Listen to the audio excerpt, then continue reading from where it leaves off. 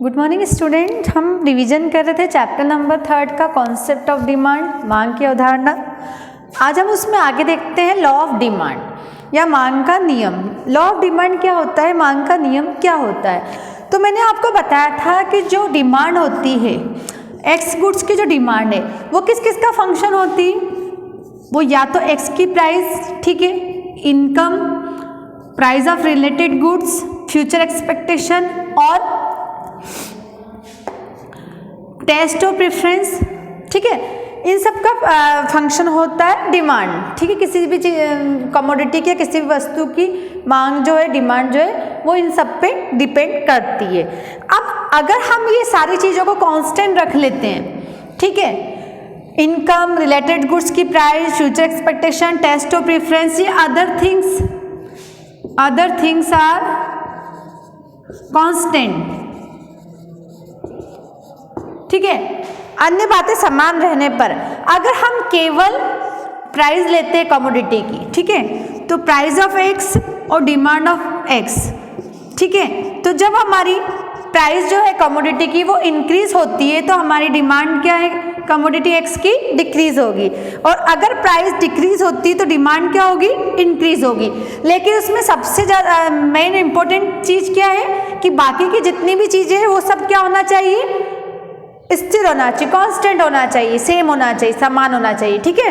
तो other things are constant when price and demand of commodity is a inverse relationship, ठीक है। इन दोनों के बीच में किस तरह का रिलेशनशिप होता है, इनवर्स रिलेशनशिप, अपोजिट रिलेशनशिप। अगर डिमांड प्राइस इंक्रीज होती है तो डिमांड डिक्रीज होती है, एंड देन प्राइस डिक्रीज तो देन डिमांड इंक्रीज, ठीक है। तो इन दोनों के बीच में कैसा रिलेशनशिप है, inverse relationship.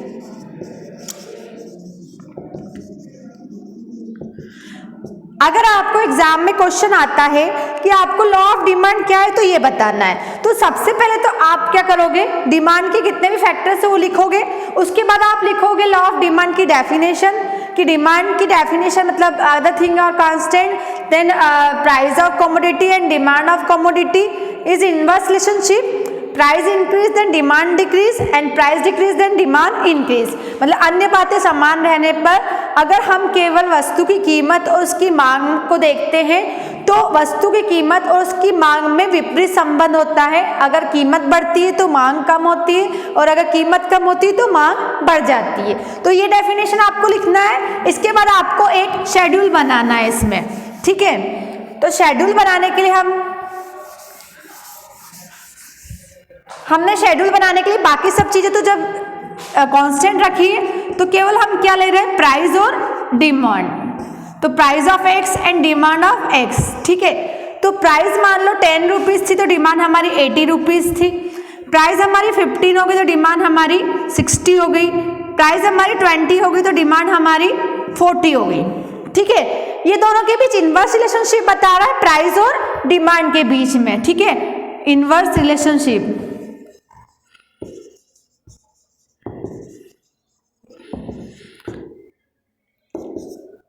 Price and demand के बीच में। तो आगे आपको टेबल, एक शेड्यूल बनानी है, एक तालिका बनानी, अनुसूची बनानी है। इसमें आपको कीमत और मांग देना है और आपको ये बताना है कि जैसे जैसे कीमत बढ़ती है वैसे वैसे वस्तु की मांग कम होती जाती है, ठीक है। और उसके बाद हम क्या करेंगे, इसको एक डायग्राम के द्वारा, डिमांड कर्व के द्वारा हम इसको उसका ग्राफ बताएंगे। यहाँ हमने ओ एक्स पे क्या ले लिया, डिमांड ले ली, मांग ले ली वस्तु की,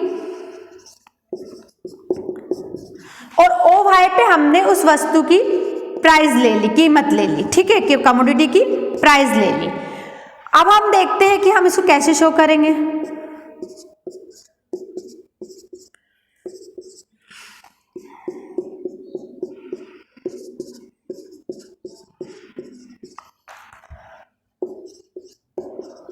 ठीक है, अब हम देखते हैं सबसे पहले हमारी प्राइस कितनी थी, 10 रुपीज थी, तो डिमांड कितनी थी, 80 थी। तो यहाँ पे हमारा फर्स्ट पॉइंट आया, 10 और 80 को मिलाते हुए ये रहा हमारा फर्स्ट पॉइंट। उसके बाद जब प्राइस इंक्रीज हो गई, प्राइस कितनी हो गई, 15 रुपीज, तो डिमांड डिक्रीज हो गई, कितनी हो गई, 60। तो प्राइस जब 15 रुपीज हो गई तो डिमांड हमारी 60 हो गई। उसके बाद अगर प्राइस वापस इंक्रीज हो रही है और 20 हो गई तो हमारी डिमांड कितनी हो जाएगी, 40 हो जाएगी। तो ये 3 पॉइंट आए, हमने इनको मिला दिया तो हमारे पास क्या आ गया, डिमांड कर्व। ये आ गया हमारे पास डिमांड कर्व, ठीक है, जिसको हम बोलते हैं मांग वक्र या डिमांड कर्व। तो जब आपको मांग का लॉ ऑफ डिमांड पूछा है तो आपको क्या करना है, पहले तो लॉ ऑफ डिमांड की डेफिनेशन बताना है, फिर उसके एजम्पशन बताना है, उसके बाद उसकी शेड्यूल, देन उसके बाद उसका ग्राफ बताना है। तो अब हम पहले देख लेते हैं इसके एजम्पशन, जो आपको पहले लिखने हैं, मैं अभी बता देती हूँ आपको। डिमांड की शेड्यूल और ग्राफ से पहले आपको एजम्पशन लिखना है। अब अगर हम डिमांड एजम्पशन देखें लॉ ऑफ डिमांड के,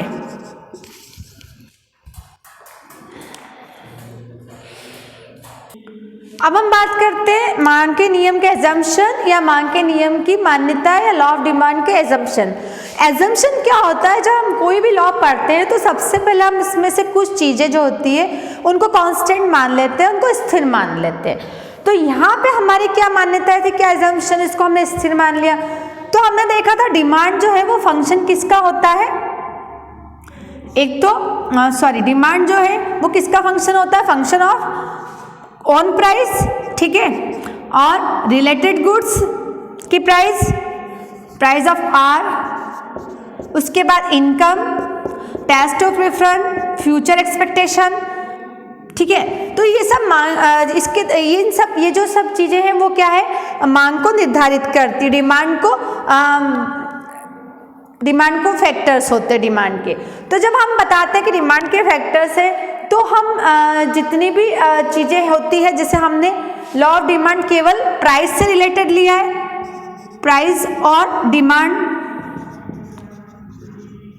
तो लॉ ऑफ डिमांड हमारा किससे रिलेटेड है, ओनली ऑन प्राइस और उसकी डिमांड, मतलब किसी कमोडिटी की खुद की प्राइस और उसकी डिमांड से रिलेटेड है। तो हमें क्या करना पड़ेगा, बाकी जितनी भी ये सारी गुड्स अदर थिंग्स है इन सबको कांस्टेंट मानना पड़ेगा, ठीक है। तो हम एजम्पशन में क्या लिखेंगे कि price of related goods is constant.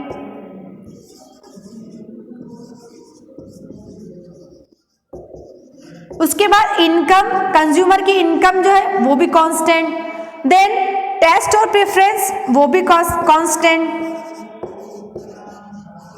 और उसके बाद फ्यूचर एक्सपेक्टेशन को भी हमने कांस्टेंट मान लिया। तो ये हमारी इसकी अजम्पशन हो जाएंगे, ये हमारे मांग के demand of law of demand के अजम्पशन हो गए कि हमने केवल उसकी कमोडिटी की प्राइस और डिमांड को छोड़ के बाकी जितनी भी अदर थिंग्स थी, price of related goods, consumer income, taste and preference, future expectation, इन सबको हमने कांस्टेंट मान लिया, ठीक है। तो जैसे हम अगर हम हिंदी में बात करते हैं तो मांग के नियम की मान्यता क्या होगी कि जो सब्स्टिट्यूशन गुड्स, मतलब जो रिलेटेड गुड्स, जो संबंधित वस्तु है उनकी कीमतें स्थिर रहेगी, जो उपभोक्ता की आय है वो भी स्थिर रहेगी, जो उपभोक्ता की रुचि और आदत है वो भी हमने स्थिर मान लिया, और जो भविष्य की हमारी संभावना है उनको भी हमने क्या करा, स्थिर मान लिया, ठीक है। तो ये हमारी एजम्पशन थी जिसके द्वारा हम बोल सकते हैं कि जो लॉ ऑफ डिमांड है उनमें कुछ एजम्पशन हम मानते हैं, जैसे प्राइस रिलेटेड गुड्स की कांस्टेंट होती है, income, test preference, future expectation, संबंधित वस्तु की कीमतें, उपभोक्ता की आय, उपभोक्ता की रुचि और जो हमारी भविष्य की संभावना, ये सब हम क्या मान लेते हैं, स्थिर मान लेते हैं, कांस्टेंट मान लेते हैं। और उसके बाद फिर हम क्या करते हैं, प्राइस और डिमांड के बीच में रिलेशनशिप बताते हैं लॉ ऑफ डिमांड।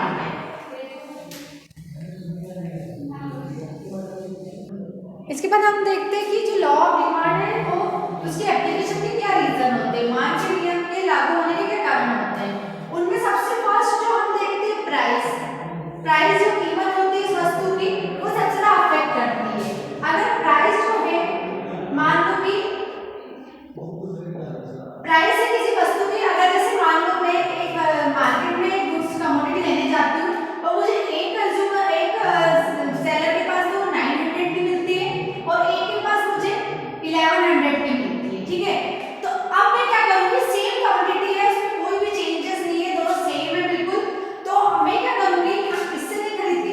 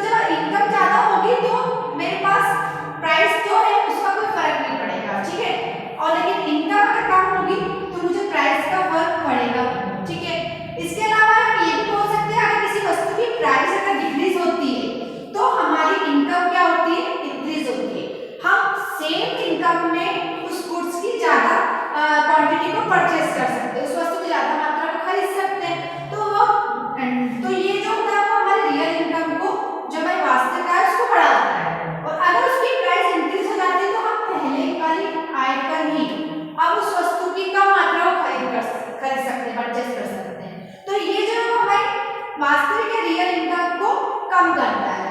तो हमारा इनकम जो इफेक्ट है वो भी demand of law of demand पर इफेक्ट करता है। इसके बाद है हमारा सब्स्टिट्यूशन गुड्स। सब्स्टिट्यूट गुड्स कौन कौन सी होती है? टी और कॉफी, ठीक है। अब मैंने यहाँ पे लिया प्राइस टी की, डिमांड टी की, ठीक है, प्राइस कॉफी की और डिमांड कॉफी की। अगर मान लो प्राइस टी की प्राइस बढ़ जाए तो लोग क्या करेंगे? चाय को छोड़ के कॉफी पीने लगते हैं, तो कॉफी की डिमांड तो क्या हो जाएगी? इंक्रीज हो जाएगी। लेकिन जब वो कॉफी पीने लगाएंगे तो वो जो टी है उसकी डिमांड को क्या कर देंगे? डिक्रीज कर देंगे। तो जो प्रतिस्थापन वस्तुएं हैं, जो सब्स्टिट्यूशन गुड्स है, वो भी क्या करती है? डिमांड को इफेक्ट करती है। अगर एक सब्स्टिट्यूट गुड्स की प्राइस इंक्रीज हो जाती है तो हम उसकी मात्रा को खरीदना कम करके जो उसके सब्स्टिट्यूट गुड्स है उसकी मात्रा को खरीदना चालू कर देते हैं। जैसे यहाँ पे हम देखते हैं कि ये हमारी प्राइस ऑफ टी है और ये हमारी डिमांड ऑफ कॉफी है, ठीक है। तो प्राइस जो है टी की वो इंक्रीज होगी, यहाँ पे पी थी और यहाँ पे क्यू जो ओपी जो है प्राइस ऑफ टी है और ओक्यू जो है वो डिमांड ऑफ कॉफी है। तो अगर मान लो टी की प्राइस ओपी से ओपी 1 हो जाती है तो हमारी जो डिमांड है कॉफी की वो भी क्या हो जाएगी? ओक्यू से ओक्यू 1 हो जाएगी, क्योंकि कॉफी की डिमांड बढ़ेगी और टी की इंक्रीज होगी। तो ये जो हमारा डिमांड है वो इस तरह का हो जाएगा। लेकिन अगर हम टी का डिमांड कर देंगे तो डिमांड टी का डिमांड कर कैसा आएगा? डाउनवर्ड स्लोप गिर आएगा। इसके बाद नेक्स्ट है हमारा डिमिनिशिंग मार्जिनल यूटिलिटी। तो मार्जिनल यूटिलिटी क्या होती है कि अगर हम एक कमोडिटी है उसकी ज्यादा से ज्यादा मात्रा को परचेस कर रहे हैं, खरीद रहे हैं, तो हमें उससे मिलने वाला सेटिस्फेक्शन कम मिलता जाएगा। अगर मान लो कि हमने उसकी फर्स्ट यूनिट खरीदी 10 रुपीज में आई तो हमें उससे सेटिस्फेक्शन कितना मिला? 20 मिला। लेकिन अगर सेकंड भी 10 में आई तो हमारा सेटिस्फेक्शन क्या हो जाएगा? 18 मिलेगा। उसके बाद नेक्स्ट भी 10 में आई तो हमारा सेटिस्फेक्शन 15 हो जाएगा। लेकिन अगर मान लो उसकी प्राइस कम हो जाती है, 15 हो जाती है, तो यही हमारा सेटिस्फेक्शन क्या हो जाएगा? बढ़ जाएगा। प्राइस का मतलब 5 हो जाएगी तो हमारा सेटिस्फेक्शन बढ़ के क्या हो जाएगा? 18 हो जाएगा। तो हम अगर एक ही प्राइस पे कमोडिटी को ज्यादा से ज्यादा कंज्यूम करते रहते हैं या खरीदते रहते हैं, परचेस करते रहते हैं, तो हमें उससे मिलने वाली जो यूटिलिटी है वो धीरे धीरे कम होती जाती है। तो ये भी एक मांग के नियम के लागू होने के कारण में आता है। इसके बाद हम देखते हैं कि मांग के नियम के एक्सेप्शन क्या होते हैं, उसके अपवाद क्या होते हैं। एक्सेप्शन क्या होते हैं, उसके अपवाद क्या होते हैं।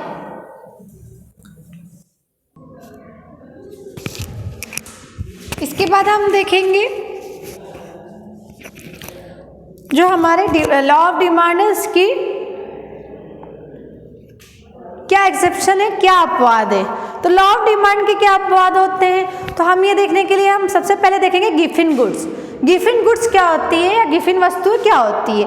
तो गिफिन वस्तु को इन्फीरियर गुड्स या घटिया वस्तुएं भी बोल सकते हैं। तो गिफिन गुड्स वो होती है कि जब हमारी इनकम कम होती है, हमारी आय कम होती है, तो हम घटिया वस्तुओं को, सस्ती क्वालिटी की वस्तुओं को ज़्यादा खरीदते हैं।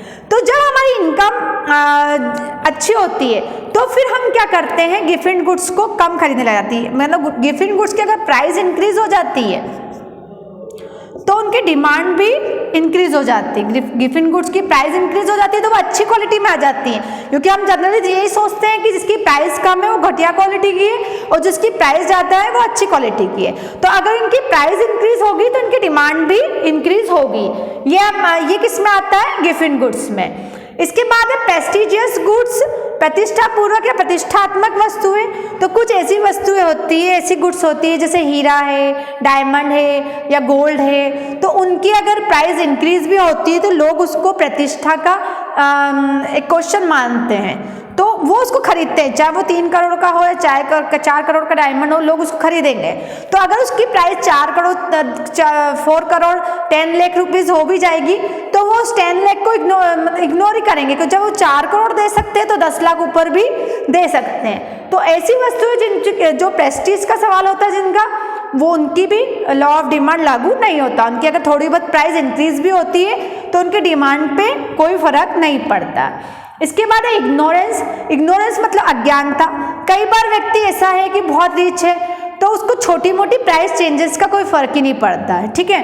अगर वो रिच है तो उसको छोटी मोटी प्राइस का कोई फर्क नहीं पड़ेगा। तो ये एक्सेप्शन क्या होते हैं हमारे, जहां पर प्राइस और डिमांड के बीच में इनवर्स रिलेशनशिप नहीं होता है। तो गिवन गुड्स में भी इनवर्स रिलेशनशिप नहीं होता, प्रेस्टिजियस गुड्स में भी नहीं होता, और इग्नोरेंस अगर व्यक्ति ऐसे ही मतलब संपन्न है या उसकी इनकम ज़्यादा है तो उसको थोड़ी बहुत प्राइस चेंज से कोई फर्क नहीं पड़ेगा। इसके बाद नेसेसिटी ऑफ लाइफ, आवश्यक वस्तु है, हमारी आवश्यक वस्तु जैसे हमें पानी है, खाना है, तो ये तो शेल्टर है, फूड वाटर शेल्टर, ये हमारी नेसेसिटी है। तो इनकी अगर प्राइस इंक्रीज भी होगी तो इनकी डिमांड डिक्रीज नहीं होगी। इसके बाद होता है फ्यूचर प्राइस की चेंज होने की संभावना, मतलब फ्यूचर प्राइस को अगर मान लेते कि फ्यूचर में प्राइसेस की चेंज होगी तो फिर हम क्या करेंगे, अगर फ्यूचर में प्राइस चेंज की बात आती है तो फिर हम उसको उसकी डिमांड और उसके प्राइस के बीच में इनवर्स रिलेशनशिप नहीं होगा, क्योंकि हम देख रहे हैं अगर प्राइस फ्यूचर में और ज़्यादा चेंज होगी तो उसको थोड़ी बहुत प्राइस चेंज होने पर भी उसकी डिमांड डिक्रीज नहीं होगी। तो ये थे हमारे एक्सेप्शन या मांग के नियम के अपवाद। अब हम ये हमारा रिवीजन का पूरा चैप्टर नंबर 3 फिनिश हो चुका है। Thank you.